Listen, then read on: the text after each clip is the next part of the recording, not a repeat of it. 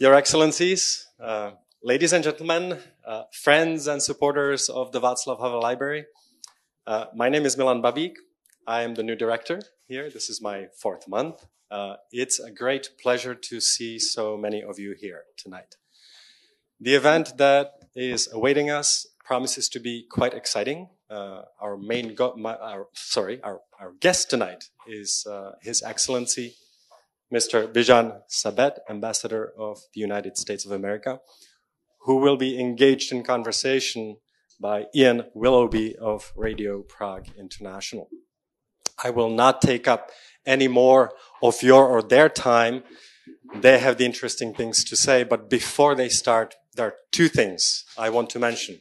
And the first one is that we here at the Václav Havel Library pride ourselves for providing a safe space for the free exchange of ideas. And we understand that this presupposes a lot of trust, mutual responsibility, respect, a sense of obligation to each other, and quite a bit of patience at times as well. It may not be always easy to hear other, sometimes dramatically different opinions. So I hope that all of us in this room tonight share that sense of what free expression entails and that we will respect that.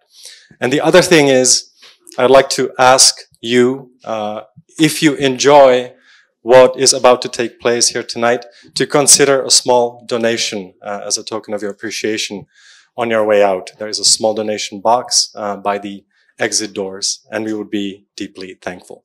And now, without further ado, His Excellency Bijan Sabet with Ian Willoughby.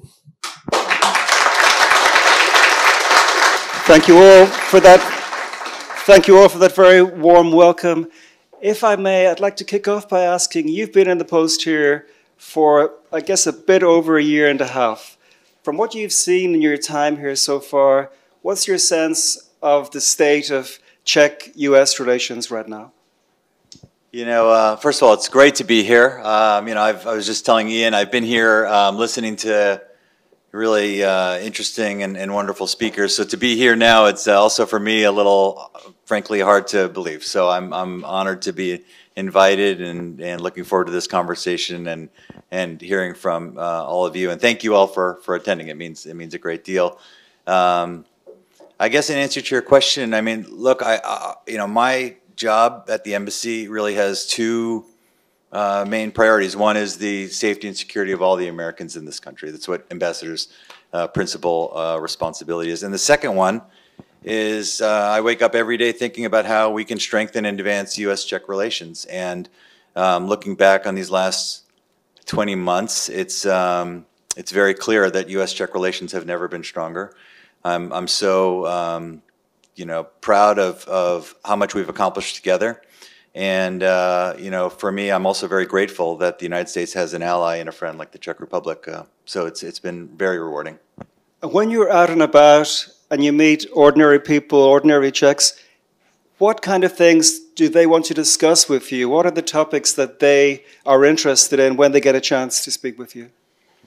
You know, I have been prioritizing, of course, meeting as many people as I can in Prague, in the government and civil society, etc. But as a team, we've been, and I've been in all the regions in this country, some of them several times, and so for me, it's really interesting to get out also and hear from each generation about what they're curious about. Sometimes they just want to know what my favorite Czech food is, frankly, and what do I think about my experience. Do you have any favorite Czech food? I do. Every 6 months, I feel like it shifts. It went like Zizek for 6 months, and then duck and cabbage, and now it seems to be on Svíčková. So it kind of like rotates, and so I'll take suggestions, by the way. But for me, I think it's a wide range, frankly, of questions. They want to know about our work here. They care about U.S. elections. At a level that I have come to appreciate how important our interconnected relationship and our global responsibility is. So I understand the question, but it is clearly, as we get to, I think we're 55 days and counting for the U.S. election. But the level of questions and interests is very deep but very, very diverse. As you say, 20 months, what have been some of the highlights so far for you? You know, so I have a long list. I mean, you know, on the work front, I mean, I could share a lot of things. Certainly, I'm here with my wife. She's not here tonight, but she's here living with. We're here together in Prague, so we've been able to enjoy a lot of adventures in the country as well. But I will tell you, like the most meaningful way to answer this question is, my last trip back to the U.S. or earlier this year. It's always nice to go back to your home country. You know, I see family and all of that. But it was something shifted on my last trip to the U.S. where all of a sudden, I missed my embassy colleagues.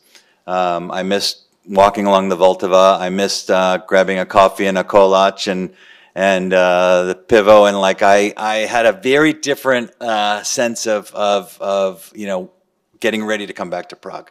So it's more like home than it would have been a year ago. I think that's exactly right. I think that it somehow has become a very different. I've got a different feeling about this country that I can't explain. In April this year, you were there when the Czech Prime Minister Petr Fiala had an audience or had a meeting at the White House with President Joe Biden. Something like that. How long does it take to set it up? What happens behind the scenes? You know, that's a whole I guess tale in of itself. Well, I don't say tale to be like provocative, but there's a lot of demands on the president. Certainly, the prime minister has a lot of on his agenda. But it was a very important meeting, I should say. I think it was really a reflection on the strength of our relationship, and the meeting was really number one, a recognition of the tremendous relationship between our two countries, and it was an opportunity for our two leaders to spend substantive time talking about the most important shared issues. So the discussion went, of course, very deep into the areas where we are aligned and working together on Ukraine, on the issues on addressing the helping protect Ukraine, as well as keeping NATO strong and united, and the importance of that. And so it was covered economic ties and all of our shared interests. So it was I think a meeting that was significant, and very happy it happened. At the end of May, you had a major visitor here, Antony Blinken, the US Secretary of State. What is your role as ambassador when some big, important politician like him visits Czechia? So Secretary Blinken, when he was here, he was happy, of course, to be back in Prague. He was here for the NATO Foreign Ministerial, and so there was the NATO meetings. But of course, while he was here, he was also had meetings with President Pavel, Foreign Minister Lipovsky. He also made time to meet all of the U.S. Embassy family members at my residence, and we had other engagements as well. And so in a number of those meetings, I was with him and was able to join him in those meetings. And I always find myself very inspired every time I see the Secretary. I mean, his commitment to our country and our allies, and his leadership, I am very grateful for. And also to see him interact with the embassy family at large was quite beautiful. So you're satisfied with your boss? I like my boss, yeah. I'd like to ask you more about your work as ambassador, of course, but I'd like to also rewind a little bit to ask you about your earlier life. Your parents were both immigrants. Your dad is from Iran, is that correct? That's right. And your mum from South Korea. Mm-hmm. How did growing up as the child of immigrants shape you? I think in some ways it's part of the American story. My parents emigrated to the United States in the late 1960s. They both arrived in the U.S. Virtually alone. I mean, they didn't come with family, certainly, and they came for their work, and they met at the same place. They were working together, but their own life story was something that they shared with my brother and I intimately. I mean, you know, their struggles growing up in Iran. You know, my mother's story in South Korea. You know, she was born under Japanese occupation. She lived during the Korean War, and so both of them came to the U.S. in search of, you know, their search of the American dream. They both became American citizens as soon as they could, and you know, really had this priority about what democracy means, what liberty means, freedom, and service. And so I think, you know, I think this was a big part of my own experience. They're both doctors? They are. Was there pressure on you to become a doctor? And were they disappointed when you studied computer science or whatever you studied? They were very disappointed, if I'm being honest. I think the day I told my parents I wanted to study computer science, my mother said, what, you're only going to play video games for the rest of your life? And I said, yeah, I'd like to do that. But, you know, I think this was just kind of a traditional parental worry and stress about, are their kids going to be okay? And my brother became a doctor, so we satisfied their needs. But they're really proud of my work. They came to Prague. They loved it, and so I'm happy they're happy. Later, you became a very successful tech investor. How did you go from computer science as a area of, you know, academia almost, to the money side of things and becoming an investor? You know, I loved computer science in college. I thought this was a creative endeavor, and I thought, you know, building something from nothing was very interesting to me. And my first position at a job out of college was at a startup, and not because I had some vision to go start the next great American tech company, but it was the only company that hired me when I got out of college. And but I did fall. There was something about working with a small group of people on a common vision and trying to make the impossible. And then I got the bug, and I was completely hooked. And so I helped start a number of companies.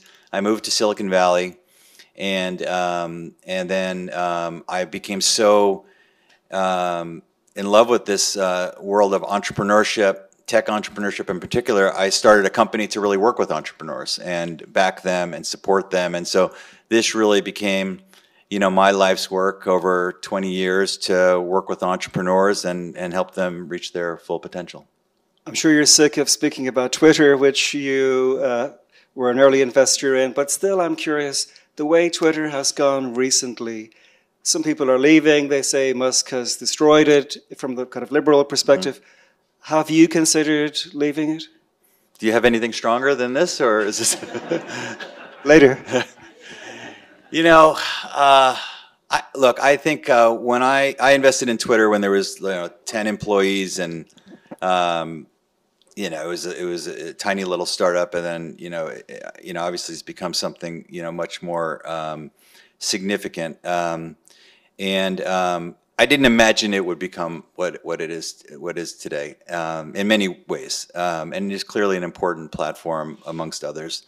But there is a part of me that's deeply worried and concerned about it. I mean, I think still Twitter to this day is a unique, or X, if I can get the words out, is a unique platform for connecting and learning and having fun, and so it has this mix of utility and entertainment. I think it is a powerful medium. But to be now owned by a single shareholder that's deciding what the algorithm should be, to disband the trust and safety team, and all these areas that just feel like it's not meeting the moment. And it's not to say that, you know, when I was on the board we were doing everything right. But I just feel like the significance of this platform now, I'm worried about it. Have you ever crossed paths with Elon Musk? I actually haven't. I've known his brother for nearly 20 years now. His brother is somebody that, you know, I've actually backed before, and so I've known his brother for a long time. His brother Kimball's on all those boards with him, and Kimball's a lovely guy. At least one of them, okay. You were a donor to Joe Biden during his presidential campaign. When did you first become actively involved in politics, or at least in being a donor to politicians? Well, I guess I was always involved in some level of activism from undergrad until more recent times. I was very engaged in President Obama's first campaign and then the re-election, and I was proud to support Joe Biden's campaign, President Biden's campaign. I had no understanding that I would be serving as U.S. ambassador in the Czech Republic, but for me, I was always just very inspired by who he is as a person, as a leader. I feel like his superpower is this limitless empathy that he has for other people, and so for me, it was something I felt very strongly about. How did you feel when Biden, obviously under pressure, people had great expectations and fears that he wouldn't be able to defeat Trump? When he announced that he was stepping down, what was your response, or how did you feel about it?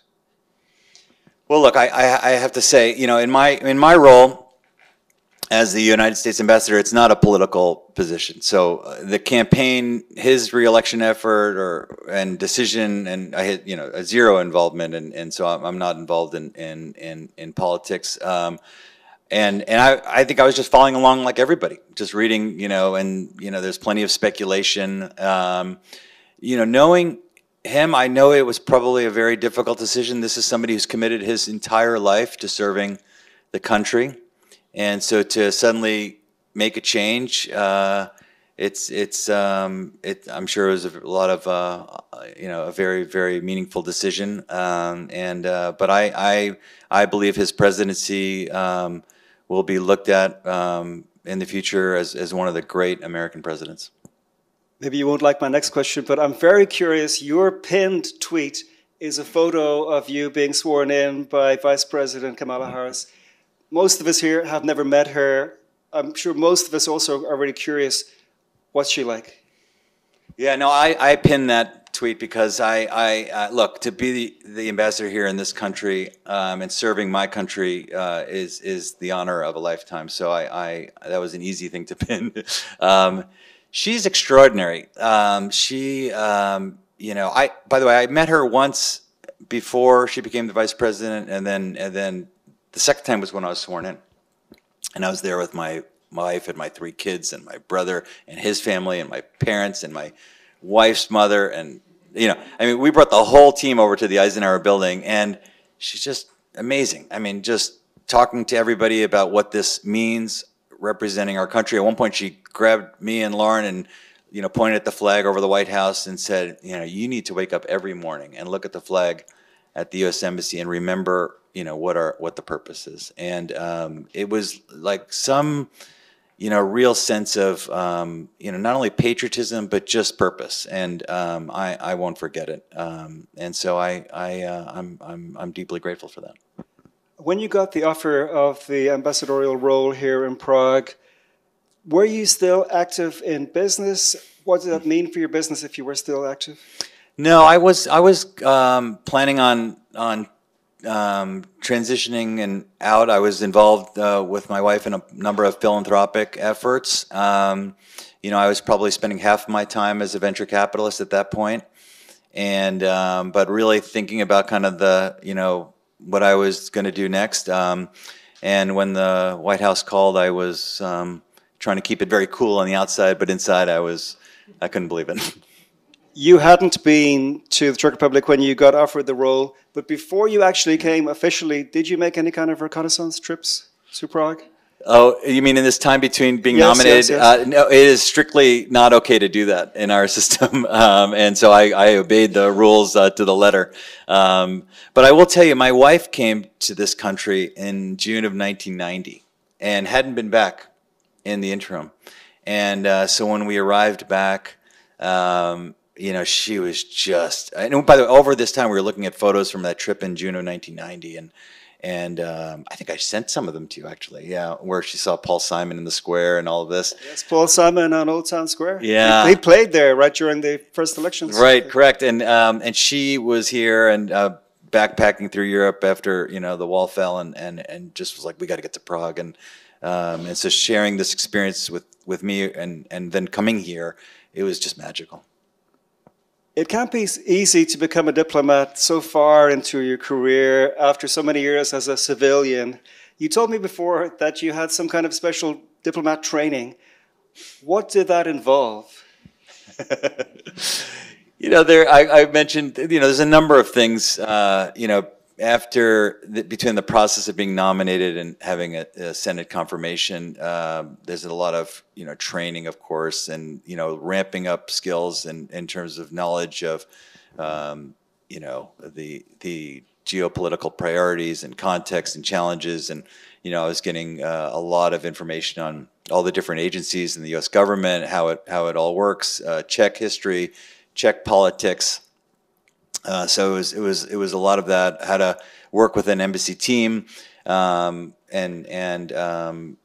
think it was a lot of information on policy, of course, and then some of the other issues on how embassies actually function and run. Until you get here, it's not the same. We've met a few times. You seem by nature to be quite an informal person. You say, call me Bijan. Yet you find yourself in a role that's surrounded by protocol. How was getting used to that?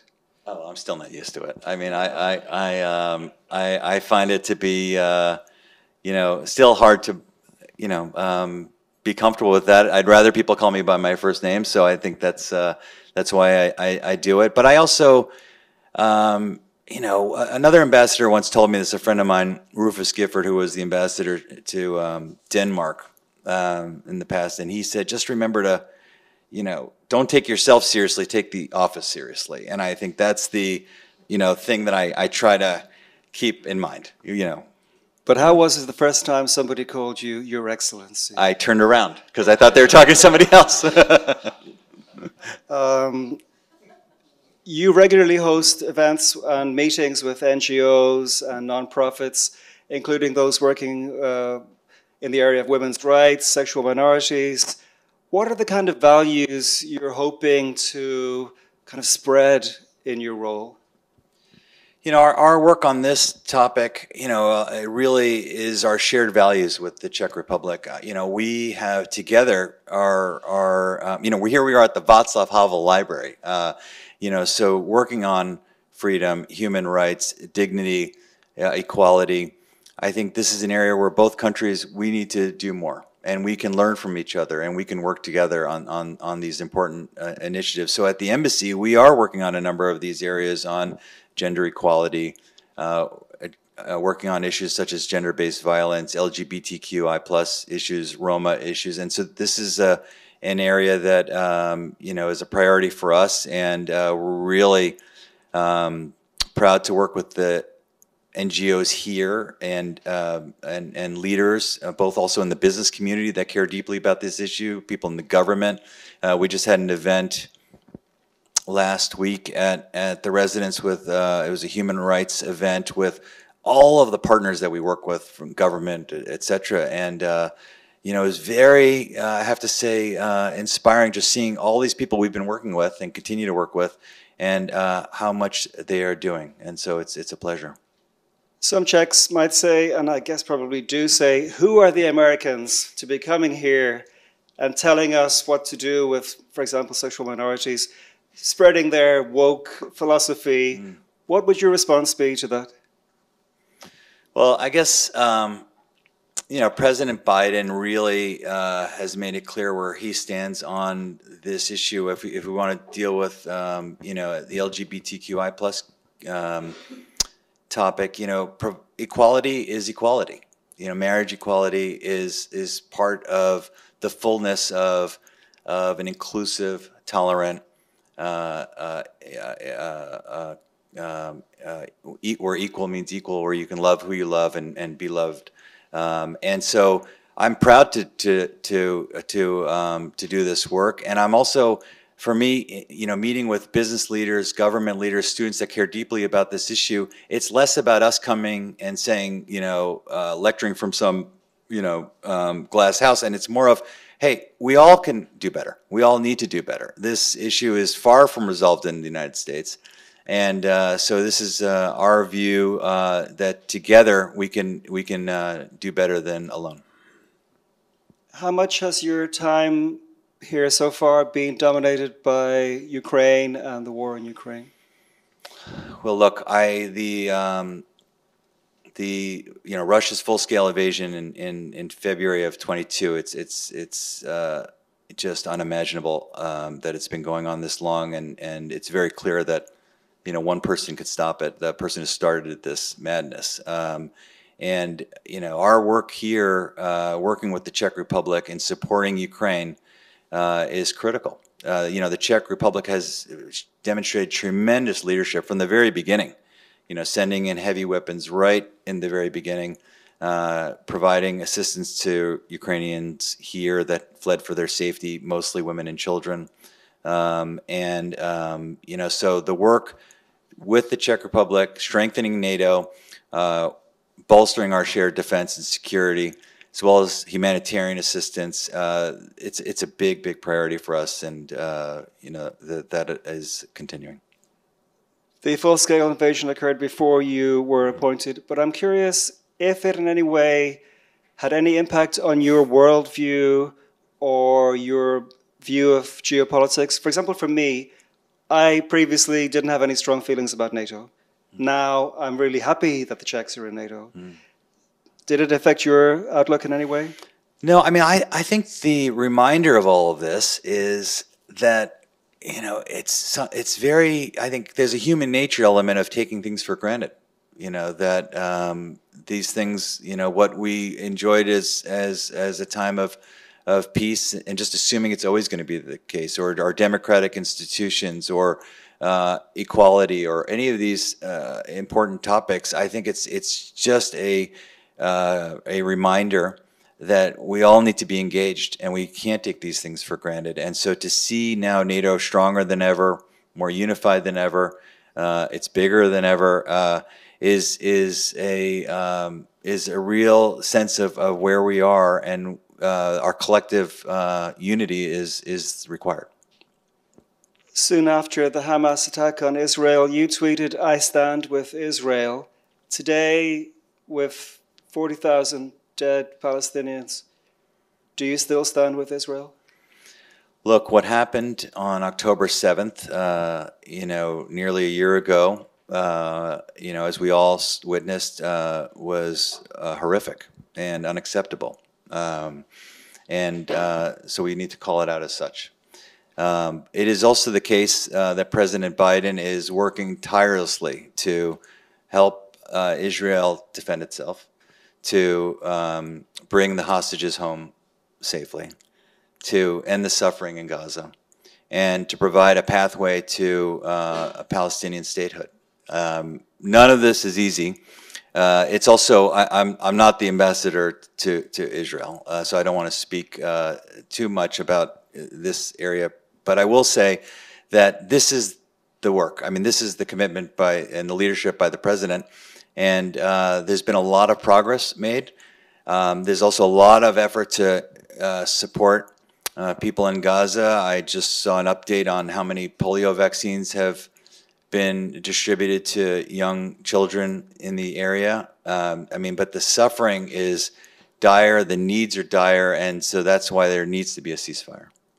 Earlier you mentioned that part of your role as ambassador is kind of taking care of the American community in this country. I wanted to ask you about the case of Alsu Kurmasheva, who was detained and then sent to prison in Russia, and luckily, fortunately, got out during that prisoner exchange. That must have been a great concern to you. Well, sure. I mean, look, this idea of locking up, imprisoning journalists, this is horrific. I mean, so we were all of us at the State Department, with our diplomatic allies, I have to, give credit to the Czech Republic for really standing up for Alsu's case. Our colleagues in Moscow, the other countries where there was obviously the prisoner exchange were coordinated, and President Biden really, showing tremendous leadership and how these alliances matter. I mean, this was not any easy issue to resolve. But I met Alsu's husband at Radio Free Europe. I met a number of her colleagues. I haven't met her, but just to see her come home and be reunited with her family was extremely moving. I guess now we could maybe open this up to the audience a little bit and let people ask questions. We will bring around a microphone. Please ask a question rather than making a statement. And when you ask your question, please give the mic back to the person who's carrying it so they can start moving on to the next person. And maybe this guy in the front row here, please, if we could first give the mic. Do we have a mic? Oh, no mic. There's usually a mic. Okay.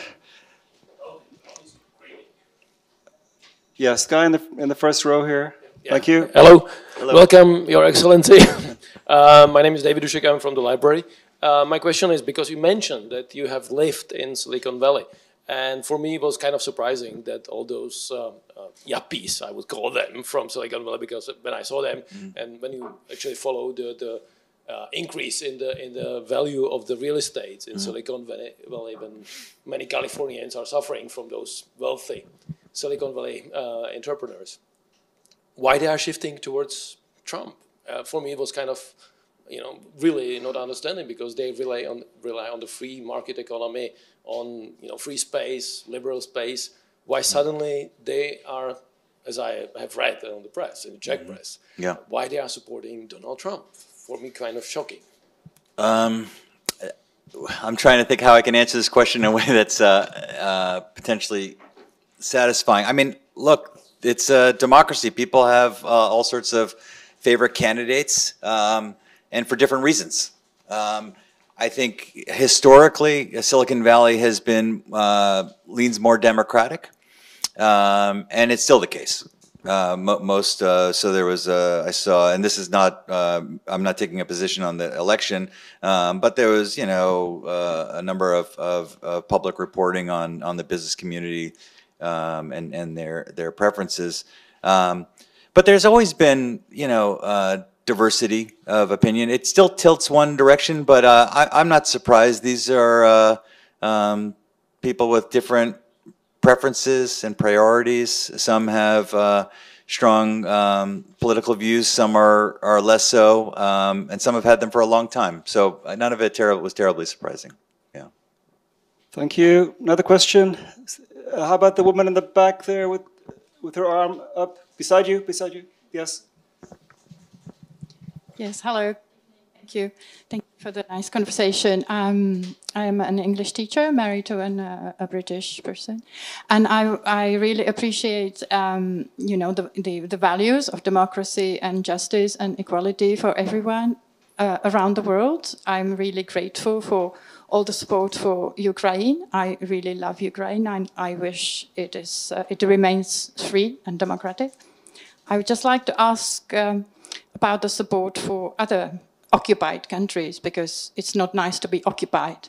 So for the occupation of Palestine is recognized. So I don't understand why the American establishment is sending bombs to kill people who are occupied. How is that possible? Because that defies the universal values of democracy, justice, and equality for everyone. I'm really against the war crimes committed there. So I would like the policy to change. I hope maybe with Kamala Harris that could change, because I'm really deeply shaken about the horrific scenes that we see from occupied Gaza.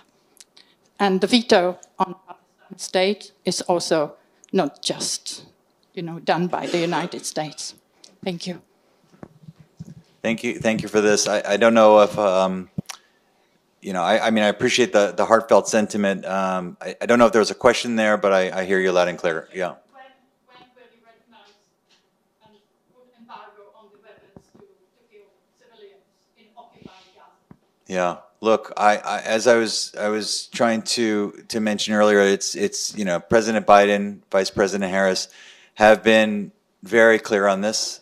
You know, I think we should say what happened on October 7th was a travesty. We all would agree. I heard you, and I think what the United States view is we need to do all of these things. We need to help keep Israel safe and defended because it's clear the risks are existential. At the same time, we have to work together with our partners in ending the suffering in Gaza and providing a pathway to a Palestinian state. This is a priority. This isn't the case where we can tell countries what to do, but we can work with partners. We can, and this is the work that's happening with Egypt and to work on this ceasefire agreement. All it takes is the embargo. Stop sending the weapons. I think we can move on to the next question. Please, could we bring the microphone to the front row to Mr. Ambassador? Okay. Thank you, Bijan. I think your story is truly American in many ways. So my question is related to your background as when I first came here, I found out that there are so many great engineers and scientists in Czechia. Czech people are really good at making things and building things. Also, it's a European problem, but here we don't see many big techs like in USA. So from your own background and experience, what can be done more in this country to promote entrepreneurship and also growth of big corporation like in USA? What can be done more? Yeah, I agree with you. There are so many engineers here. The technical expertise rather is substantial. And so I'm, you know, and I've met a lot of tech companies here, big ones, small ones, in Brno and Prague. There's a startup incubator space in Pilsen that I recently visited. So there's a lot of activity. I will say, you know, this ecosystem, you know, takes time. You know, we saw in the U.S. Silicon Valley was like the dominant tech hub for a long time, and then now we have, you know, Boston and Boulder and Austin, and I think the same thing can happen here. And you know, there's a transformation happening in Ostrava. You know, I think there's a clean energy economy that has an opportunity for the next great climate tech company taking place in these areas. I think this is all possible. And then, you know, you see big companies here also playing a role in this. So, for example, in Silicon Valley, you know, every startup was built on like the shoulders of their predecessors. You know, all of the executives at, not executives, but the early technical people at Google, you know, used to work at Apple, and the Apple engineers used to work at HP. And so, you know, the Twitter engineers came from Google. And so there's this ecosystem where each generation is learning from another. I think that's possible here. Avast is now, there's a number of entrepreneurs that have left Avast to start companies. There's a lot of tech companies here from your country. Google, Microsoft, Amazon are here. They're kind of inspiring the next generation to get involved in tech. So I believe this is coming. Yeah. Any other questions? Yes, a guy in the second row, please. Thank you. Thank you. Hello, Mr. Ambassador. How are you? I'd like to ask you one question. You talk about a relationship between United States and Czech Republic. In my opinion, this relationship isn't so important from worldwide perspective. There is important relationship between Washington, United States and Moscow, or Washington and Peking, China. I'm telling you now, in 2024, that in 3 years there will be collapse of the political system in China. Why? Because China goes the same road or way like Soviet Union in late 80s. You remember also the way how it began in Soviet Union. And my question is, how is United States prepared for collapse of communism in China? Thank you very much. There's a lot in there. Look, I think I don't know how to. I think there's a lot of speculation in some of the questions. So I can appreciate where you're coming from and looking at history as a potential guide for how things may develop. I think this is really not my lane, so to speak, is the future of what happens in China on this particular topic. I can say our work here. I think I would first maybe challenge the first question, which is that it is important, our relationship with the Czech Republic. I mean, just you could see how critical these relationships are amongst allies. I think one of the many accomplishments of the Biden presidency has been rebuilding and reimagining and reinvigorating our alliances with our partners and friends and allies, and because it all matters. Look at Ukraine. Today, the United States contributes about $100 billion of assistance to Ukraine since the war began, the full-scale war invasion. Our allies have contributed together more. This is not possible unless we do this together.